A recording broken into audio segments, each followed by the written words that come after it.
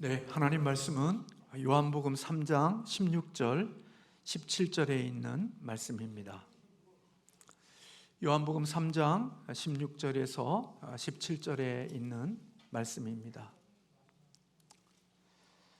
우리 같이 함께 합독하겠습니다. 하나님이 세상을 이처럼 사랑하사 독생자를 주셨으니 이는 그를 믿는 자마다 멸망하지 않고 영생을 얻게 하려 하심이라.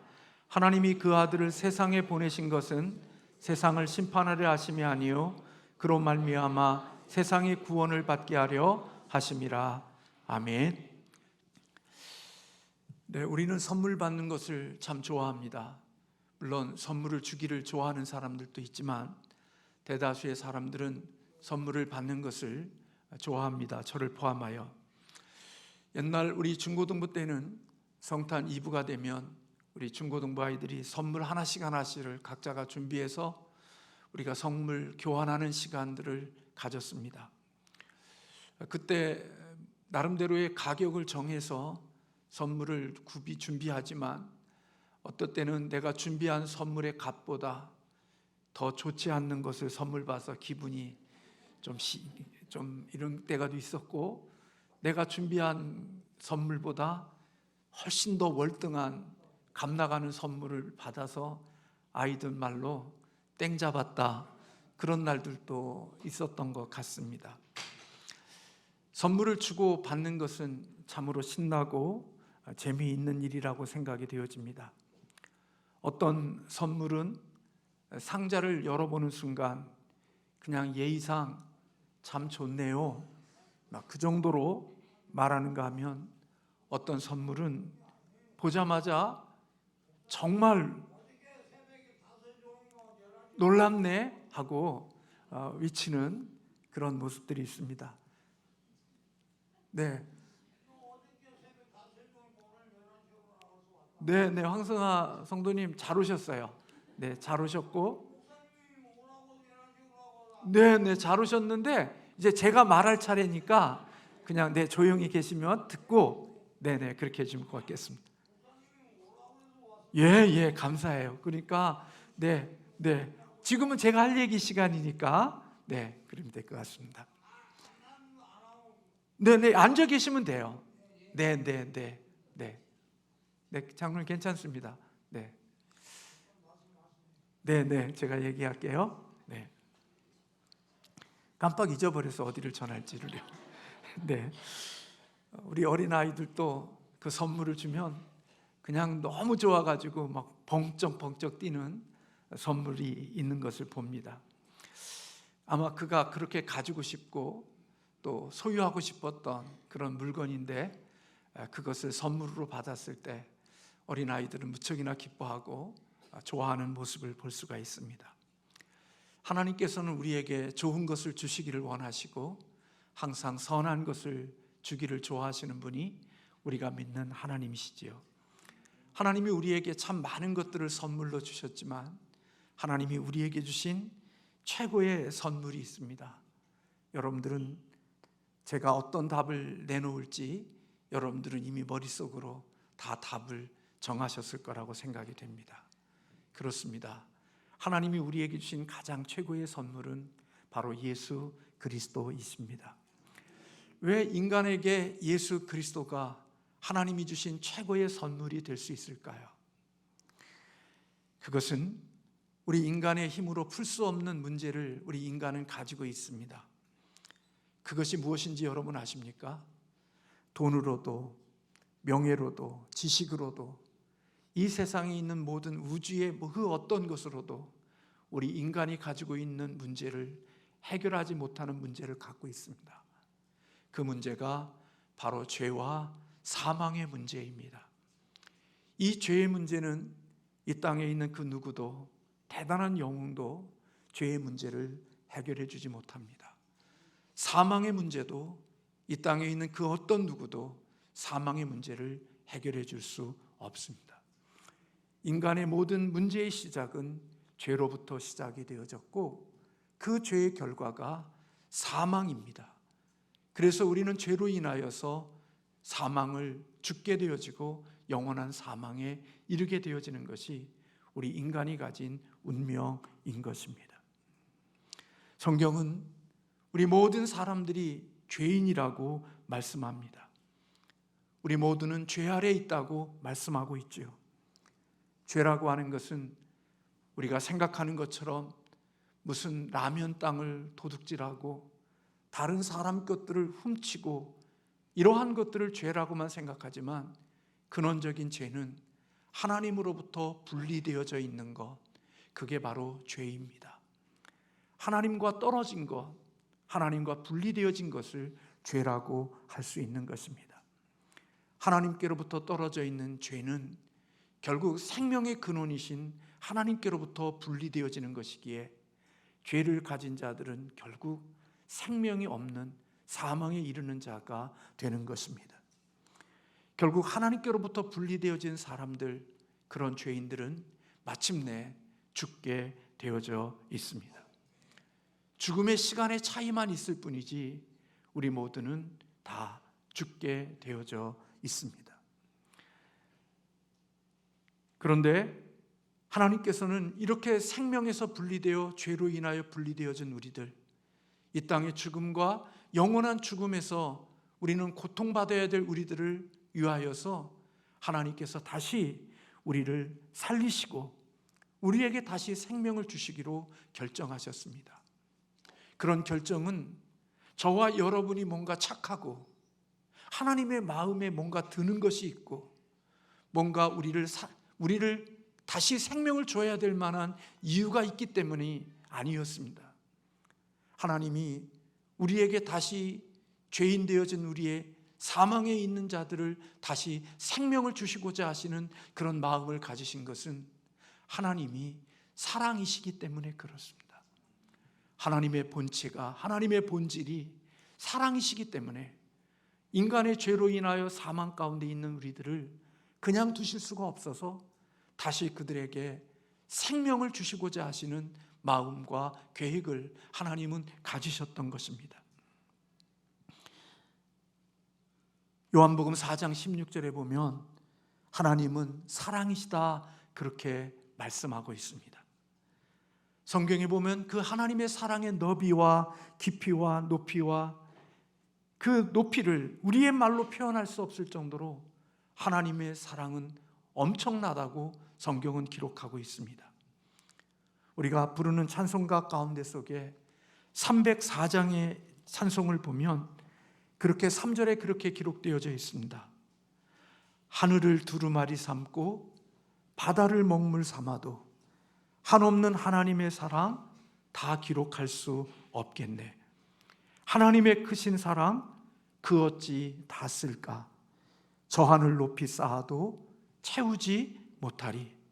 하나님 크신 사랑은 측량하지 못하네. 영원히 변치 않는 사랑 성도여 찬양하세. 그렇게 노래하고 찬양하고 있는 모습을 보게 됩니다. 하늘을 두루마리 삼고 바다를 먹물 삼아도 한없는 하나님의 그 사랑을 다 기록할 수 없을 정도로 하나님의 사랑은 그렇게 높고 깊고 넓음을 오늘 우리에게 보여주고 있습니다. 그런데 이 하나님의 크고 높고 깊은 이 사랑에는 엄청난 힘이 있습니다. 이 사랑은 우리가 가지고 있는 사랑과는 달라서 하나님의 사랑은 조건이 없는 무조건적인 사랑입니다. 우리 인간은 사랑을 이야기하지만 조건 없는 사랑을 하기가 쉽지 않습니다. 부모와 자식 간에도 형제와 형제 사이에도 조건 없는 사랑을 하는 것이 그렇게 쉽지가 않습니다. 사랑하는 부부관계 속에서도 또 서로 사랑 이야기를 하지만 조건 없이 사랑하는 것이 쉽지 않습니다. 그래서 서로 사랑해요 결혼한다고 하지만 나중에 결혼이 진행되어지는 과정 속에 혼수 문제, 이런저런 문제로 인하여서 결혼이 이어지지 못하고 중도에 깨지는 모습들도 우리는 봅니다. 그것은 우리는 사랑하지만 그 사랑 속에는 조건이 담겨진 사랑을 하는 모습들이 우리에게 있다는 것입니다. 부모님들도 나중에 연세가 드신 다음에 내가 속았어. 내가 저 새끼를 위해서 다 해줬는데 저렇게 할 줄 내가 몰랐어. 그리고 가슴을 퍽퍽 치면서 내가 저 새끼가 저럴 줄 알았으면 내가 주는 게 아닌데, 그건 무슨 말이냐? 사랑 속에 부모의 사랑도 조건이 들어가 있는 사랑이라는 겁니다. 우리 인간은 그렇습니다. 그런데 하나님의 사랑에는 조건이 없습니다. 그래서 하나님의 사랑을 은혜라고 말하는 것입니다. 그 단어 위에는 표현할 단어가 없습니다. 그저 은혜라는 단어로 설명할 수밖에 없는 것입니다.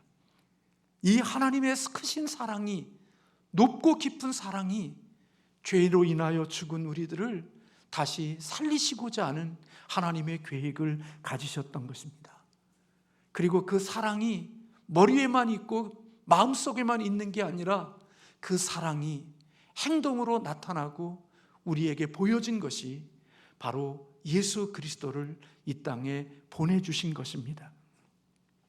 사도 요한은 오늘 우리가 잘 아는 읽은 본문 말씀 이전에 요한복음 3장 14절에서 그렇게 말씀합니다. 모세가 광야에서 뱀을 든 것 같이 인자도 들려야 하리니 이는 저를 믿는 자마다 영생을 얻게 하려 하심이라. 그렇게 14절에 말씀하고 있습니다. 여러분, 이 말씀은 민수기 21장에 있는 말씀을 배경으로 하고 있습니다. 여러분, 이스라엘 백성들이 애굽에서 출애굽되어졌을 때 하나님의 은혜로 건짐받았잖아요. 근데 그들이 홍해를 건너고 광야를 지나면서 인생이 힘들고 어렵고 배고프고 자신이 원하는 거 다 먹지 못하고, 그러니까 그들이 불평하고 원망했습니다. 아니, 광야에서 아무것도 먹을 수 없고 심지 못하는 그곳에서 매일매일마다 하늘에서 만나가 내려 먹을 양식을 주시면 그게 얼마나 감사한 건데, 사막과 같은 그곳에서 반석에서 물을 내주시는 하나님의 은혜가 얼마나 큰데, 뜨거운 햇빛 속에 구름 기둥으로 그 구름을 가려주시고 추운 밤에 불기둥으로 그들의 추위를 해결해 주시는 하나님의 은혜가 얼마나 큰데, 이스라엘 백성들은 하나님의 그 은혜를 입으면서도 자신이 원하는 거, 더 좋은 것 주시지 않는다고 원망하고 불평했던 것을 볼 수 있습니다. 그래서 하나님이 그들을 참다 더 이상 참을 수가 없어서 하나님께서 그들에게 불뱀을 보내셔서 그들을 다 물게 하셨습니다. 그리고 불뱀에 물린 자들이 다 죽고 가게 되어졌죠. 그때 모세는 그렇게 원망하고 불평하는 사람들을 위해서 하나님께 기도합니다. 하나님, 이들을 살려달라고 모세는 매달립니다. 저 같으면 그 다음 말 안 할래요. 근데 모세는 아무튼 하나님께 불뱀에 물려 죽는 사람들을 살려달라고 하나님께 기도합니다. 그리고 하나님은 참 좋으신 분이라 모세의 기도를 들으시고 모세에게, 야, 그럼 너는 놋뱀을 만들어서 높은 장대에 매달아서 그 불뱀에 물려 죽어가는 사람들을 보면서 그들이 놋뱀을 보면 살게 할 것이라고 말씀해 주셨습니다. 그리고 모세는 놋뱀을 만들어서 하나님의 명령을 따라 장대에 달았고, 그리고 불뱀에 물려 죽어가는 그들에게 저 놋뱀을 바라보면 여러분들은 살 수 있다고 이야기해 주었습니다. 여러분, 하나님께서 이들에게 이렇게 명령하시고 이런 일을 이루신 것은 그들의 믿음을 훈련시키시기 위함인 것입니다. 여러분, 불뱀에 물렸으면 뭐가 징그러워요? 뱀이 징그럽다고요. 여러분, 군대 갔다 온 우리 남성들, 자기가 정말 고생한 그곳은, 우리 큰아들도 보니까 나는 그쪽은 쳐다보기도 싫어요 그러더라고요. 자기가 고생했던 그곳은 징그럽대. 거기를 보고 싶지도 않고 지나가고 싶지도 않다는 거예요. 그러면 여러분, 지금 불뱀에 몰려서 죽어가고 있으면 그래도 자기를 살리려면 뭔가 비둘기나 뭐 다른 것들이 거기에 매달려 있어야 그래도 좀 보지요. 근데 뭘 보라는 거예요? 놋뱀을 보라는 거예요. 이게 얼마나 우리의 마음에 쉽지 않은 일일 수 있잖아요. 뱀에 몰려 죽는 사람이 뱀을 바라보면 산다? 하나님은 그들에게 믿음을 훈련시키고 계시는 거예요. 그리고 정말 그들이 믿음을 가지고 노뱀을 바라본 사람들은 해독이 되어져 죽지 않고 생명을 가지게 되어진 거죠. 오늘 주님께서 요한을 통하여서 오늘 이 말씀을 하시는 것은 마찬가지로 죄로 인하여 죽은 우리들, 죄로 인하여 사망의 길로 걸어가는 우리들, 이미 죽었고 죽음의 길을 걸어가고 영원한 죽음에 이르게 되어질 우리들을 바라보면서 오늘 그들이 노뱀을 바라봄으로 말미암아 생명을 얻고 구원을 얻은 것처럼 오늘 이 땅에 노뱀으로 오신 분, 구원자로 오신 분, 죄의 문제를 해결하고 우리의 죽음의 문제를 해결하기 위하여 오신 분이 바로 예수 그리스도라는 사실을 우리에게 설명해 주기 위하여서 오늘 요한복음 3장 14절에 있는 모세의 노뱀에 대한 이야기를 하고 있는 거예요. 그래서 예수님의 죽임을 당하신 예수님을 믿음으로 바라보면 생명을 얻는다는 이 사실을 다시 한번 가르쳐 주기 위하여서 오늘 16절과 우리가 읽은 본문 17절을 다시 한번 반복하고 있는 거예요. 요한복음 3장 16절 여러분 다 암송하시죠? 우리 어린이 주일학교 친구들만 같이 한번 크게 한번 암송해 봅시다. 시작. 세상을 이처럼 사랑하사 독생자를 주셨으니 이는 저를 믿는 자마다 멸망치 않고 영생을 얻게 하려 하심이라. 네, 어른들은 왜 안 시킨 줄 아세요? 못 이룰까 봐 그랬어요. 다 잊어버렸을까 봐. 하나님이 세상을 이처럼 사랑하사 독생자를 주셨으니 이는 저를 믿는 자마다 멸망치 않고 영생을 얻게 하려 하심이라. 불뱀에 물려 죽어가는 죄인들이 노뱀을 바라봄으로 구원을 얻고 생명을 얻는 것처럼 독생자 예수 그리스도를 우리에게 주신 그것은 죄와 사망에 있는 우리들을 다시 살리고 구원하기 위하여 하나님이 독생자 예수 그리스도를 주셨다는 거예요. 사랑은요, 감출 수 없는 특징이 있대요. 그것은요, 자기의 귀한 것을 주는 거래요. 저 사람이 나를 사랑하고 있나, 나를 사랑하고 있지 않나, 그것을 테스트해 보려면 내가 저 사람을 사랑하나, 사랑하지 않나, 그것을 테스트해 보는 기준이 뭐냐면 사랑하면 주는 자가 된대요. 뭐든지 내가 사랑하는 것만큼 줄 수 있는 자가 된다는 거예요. 근데 입으로 사랑해 나팔을 부는데 주는 게 아무것도 없으면 그 사랑은 진실한 사랑이 아닐 수 있대요. 여러분, 바울을 사랑한 사람이 있어요.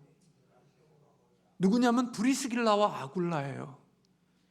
여러분, 브리스길라와 아굴라가 바울을 사랑한 것을 어떻게 알아요? 바울이 자기의 서신 가운데 속에 브리스길라와 아굴라에 대해서 이렇게 말해요. 그 부부는 나를 위하여 그들의 목숨이라도 내어주었다고 그렇게 고백하고 있어요. 그래서 바울은 브리스길라와 아굴라가 나를 얼마나 사랑하는 사람인 줄을 알 수 있었어요. 무엇을 통해서? 그들의 생명까지도 내어주려고 했던 그들의 모습을 보면서 그들이 나를 사랑했던 나의 동역자라고 느끼고 알았던 거예요.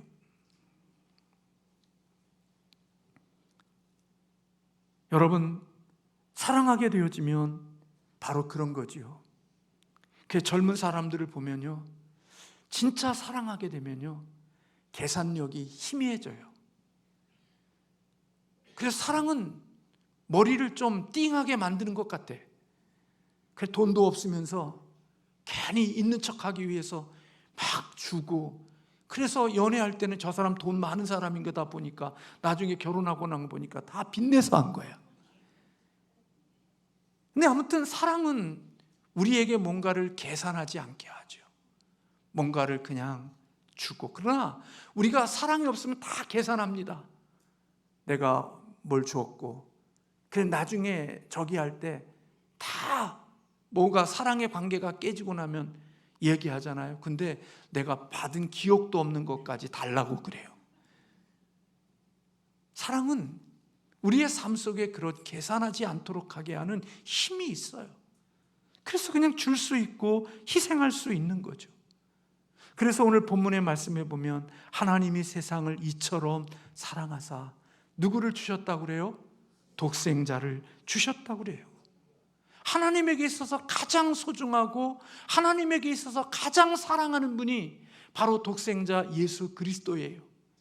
근데 그 가장 사랑하는 최고의 하나님에게 소중한 그것을 우리를 위하여 주셨다는 거예요. 아끼지 않고 주셨다는 거예요.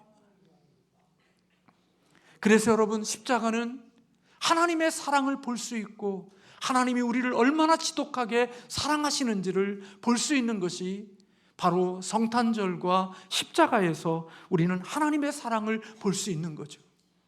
우리의 죄를 해결해 주시기 위하여 죄 없으신 예수 그리스도가 십자가에 못 박혀 죽으심으로 하나님의 공의를 만족시키고 죄인 되어진 우리들, 영생을 얻을 수 없고 생명을 얻을 수 없는 우리들을 하나님이 십자가의 사랑에서 예수님을 죽이심으로 다시 우리를 살리시는 이 십자가의 공의와 사랑을 충족시켜서 우리를 다시 살리시고 우리에게 영원한 생명을 주신 사건이 바로 독생자 예수 그리스도를 이 땅에 보내주신 사건이라는 거예요.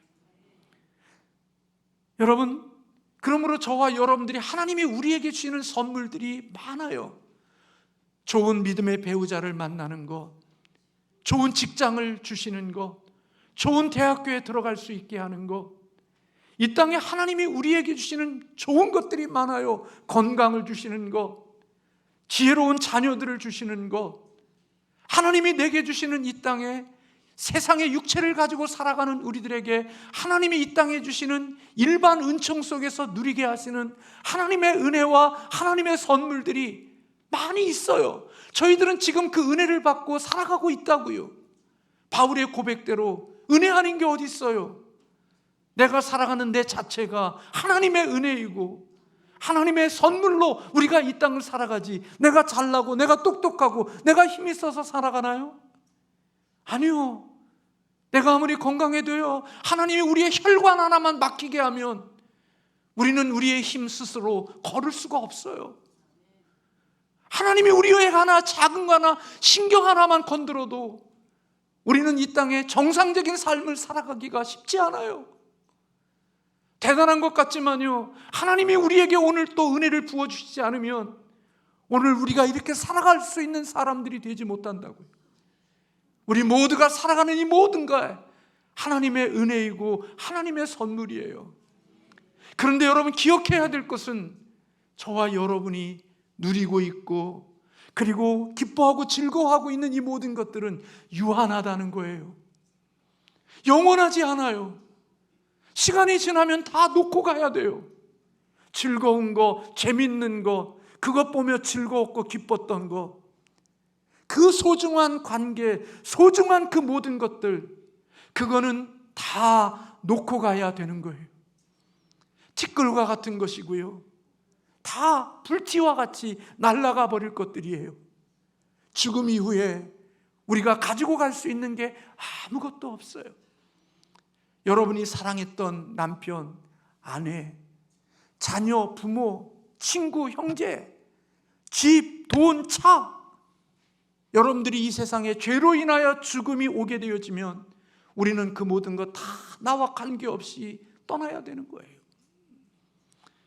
제가 이번 올해 얼마 몇 달 안에 큰아버님을 하나님 나라에 보내는 모습을 보고 또 저희 고모님의 소천한 모습을 보면서 마음속에 다시 한번 더 그런 생각이 든 거예요. 인생이라는 것은 이렇게 참 초라한 모습으로 우리의 인생의 삶을 마쳐야 되는 거구나. 대단한 것 같지만 우리의 죽음 앞에서 우리의 모습은 너무나 초라한 거예요. 그런데 여러분, 예수님이 우리에게 주시는 선물은, 하나님이 우리에게 주시는 선물은 이런 것들도 우리에게 주시는 거지만 하나님이 우리에게 주시는 최고의 선물은, 가장 귀한 선물은 이 땅의 죽음, 그것이 끝이 아니라 죽음 이후에도 우리의 영원한 생명이 다시 주님과 하나님과 함께 영원히 살 수 있도록 하는 그 영생을 주시기 위하여 우리 주님이 이 땅에 오셨다는 거예요. 이 땅에 물질 축복받고, 관계 축복받고, 이 땅에 명예 축복받고, 이 세상의 우주에 있는 모든 것을 받았다 할지라도 하나님이 가장 귀하게 주신 선물 예수 그리스도를 내가 소유하고 있지 못하다고 하면 그는 이 땅에 가난하고 그리고 대단한 삶을 살지 못하는 사람보다 죽음 이후에는 그의 인생은 초라하고 볼품없는 인생이 되는 거예요. 여러분, 그것을 누구의 성경에서 어디서 가르쳐줘요? 부자와 거지 나사로를 통하여 우리에게 증명해 준다고요. 예수 생명 없이 이 세상에 화려한 삶을 살며 자기의 호화호식하는 삶을 살면서 거지 하나, 먹을 것 하나 주지 않는 자기 욕심으로 세상을 채웠던 그 사람, 그러나 비록 이 땅에서는 거지처럼 살아가지만 예수 생명을 가지고 살았던 그 거지 나사로의 삶, 이 땅에서의 삶은 부자의 삶이 부러운 삶이고 거지 나사로의 삶이 초라한 삶이지만 죽음 이후의 삶은 완전히 역전되어지는 삶임을 성경은 우리에게 보여준단 말이에요. 그런데 여러분, 이 세상 기껏 해봤자 7, 80년이에요. 아무리 대단하게 살아도 7, 80년 화려하게 살다가 끝나는 거예요. 그러나 여러분, 영생은 영원한 것인 줄로 믿습니다. 영원히 주님이 주신 영광스러운 곳에 사랑과 성실과 그리고 아름다움이 있는 그곳에서 우리의 영혼이 영원히 살 수 있도록 죄가 없는, 사망이 없는 진정한 천국이 되어진 하나님 나라에서 살도록 하기 위하여 하나님이 예수 그리스도를 보내어 주셨다는 거예요. 요한일서 4장 9절에 하나님의 사랑이 우리에게 이렇게 나타난 바 되었으니 하나님이 자기의 독생자를 세상에 보내심은 그로 말미암아 우리를 살리려 하심이라.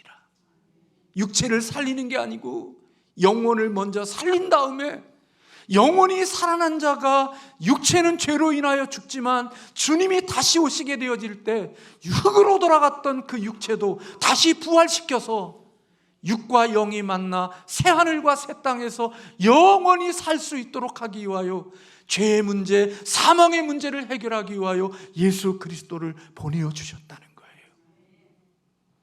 그래서 여러분, 세상 사람 우리 부러워하지 않지만 우리 또한 역시 그렇게 대단하다고 생각하는 사람 부러워하지 않고 살 수 있는 그것은 우리는 영원한 생명을 가진 자이기 때문에 더 귀한 복을 받은 자이기에 우리는 자신감을 가지고 이 땅을 살 수 있는 축복이 하나님의 선물을 받은 자에게 있는 줄로 믿습니다. 멸망치 않고 영생을 얻게 하려 하십니다. 하나님과의 관계가 회복되어지고 서로 교제하며 사는 것, 그게 여러분 얼마나 축복이에요. 여러분, 서로 연애하다가 너무나 사랑하니까 떨어지고 만나고 헤어지는 게 너무나 귀찮으니까 함께 살기로 결정한 거 아니에요? 서로 교제하고 서로 그런 거잖아요. 실컷 3시간 4시간 수다 떨다가 헤어지고 우리 집까지 왔다 자기 집에 또 갔다 왔다 갔다 하다가 집에 들어갔는데 각자 했는데 또 전화하면서, 여러분, 그게 사랑하는 거잖아요. 불완전한 인간의 사랑도 그런데 우리가 하나님과 사랑으로 교제하며 서로 그 사랑을 느끼는 그곳에 우리를 있게 하시기 위하여 독생자 예수 그리스도를 보내어 주셨다는 거예요. 저는 다 가지면 좋죠. 근데 조금 덜 가져도 다 가지고 예수 없는 것보다 덜 가지고 예수님 있는 게 저는 더 큰 축복이라고 믿어지는 거예요. 우리 자녀들을 비롯하여 예수 생명 없이 이 세상에 아무리 화려한 삶을 사는 것보다 예수 생명 가지고 이 땅에 덜 화려하게 사는 게 더 축복이라고 느껴져요. 더 갈수록. 그래서 세상에 예전에 부러웠던 것 덜 부러워져요. 그리고 덜 부러웠던 것들이 이제는 진짜 부러움이 되어져요. 하나님이 우리를 사랑하사 독생자를 보내주신 것, 그것은 우리로 하여금 멸망치 않고 영생을 얻게 하려 합니다. 그래서 여러분 18절에 그러잖아요. 그를 믿는 자는 심판을 받지 아니하는 것이요 믿지 아니하는 자는 하나님의 독생자의 이름을 믿지 아니함으로 벌써 심판을 받은 것이니라.